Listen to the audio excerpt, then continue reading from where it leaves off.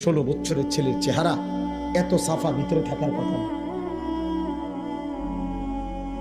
18 বছরের কোন ছেলের চেহারা এত শুকনা,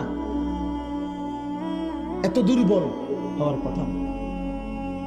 বুঝেন না? চলেন আমি দেখাই, তোমরা দাঁড়াও। আলহামদুলিল্লাহ, আমি আমার বিষয়ের উপরে সারাদিন রাত কাজ করি। এই কিশোর নওজোয়ান নিয়া আমার দিবা নিশির মেহনত, শুধু ওয়াজ করি এটা না, দিবা নিশি মেহনত করি, ফিকির করি আর কি করা যায়। কি করতেছো লাভ, কি করছো? দাঁড়াও, তাহলে আমরা দাঁড় করাই তোমাগরে।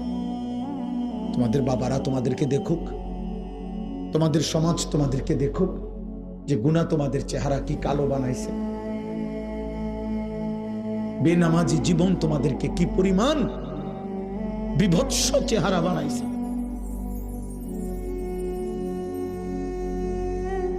কারে দেখো আব্বা? মোবাইলে কার ছবি দেখো? তোমার মা? ওই নারী তোমার মা?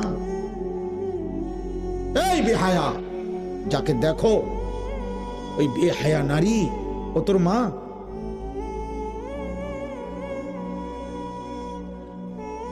একটা অসভ্য যুবক, কল্পনা কর না ফরমান, তোর মাকে যদি কেউ এমন দেখে,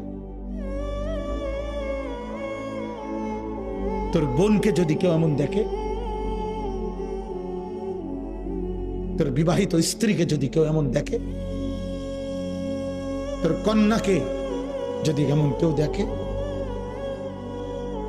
তোর ফুফিকে যদি কেউ এমন দেখে, তোর খালাকে যদি কেউ এমন দেখে, আল্লাহর কসম, এটা নবীজি সাল্লাল্লাহু আলাইহি সাল্লাম হাদিসে, নবীজি, আমি এটা নিজের থেকে বলি নাই, নবী এক যুবককে এটা বলছে। নবীজির জামানায় এক যুবক নবীজির কাছে জিনার, ব্যভিচারের অনুমতি চাইছিল। ইযান লি বিজিনা, হাদিসের সব, এই কিতাব আমার গাড়িতে আছে, ওয়ালা তাকরাবুজ জিনা, এই নামে আমার কাছে একটা কিতাব আছে মোটা, ওই কিতাবে আছে।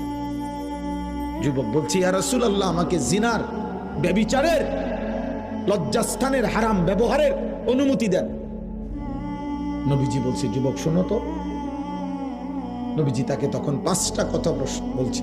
আফাতুহিব্বুহু লি উম্মিক, আফাতুহিব্বুহু লি ইবনাতিক, আফাতুহিব্বুহু লি উখতিক, আফাতুহিব্বুহু লি আম্মাতিক, আফাতুহিব্বুহু লি খালাতিক। যুবক, তুমি কি পছন্দ করো তোমার মায়ের সাথে কেউ জিনা করুক, তোমার মেয়ের সাথে কেউ জিনা করুক, তোমার বোনের সাথে কেউ জিনা করুক, তোমার খালার সাথে কেউ জিনা করুক, তোমার ফুফির সাথে কেউ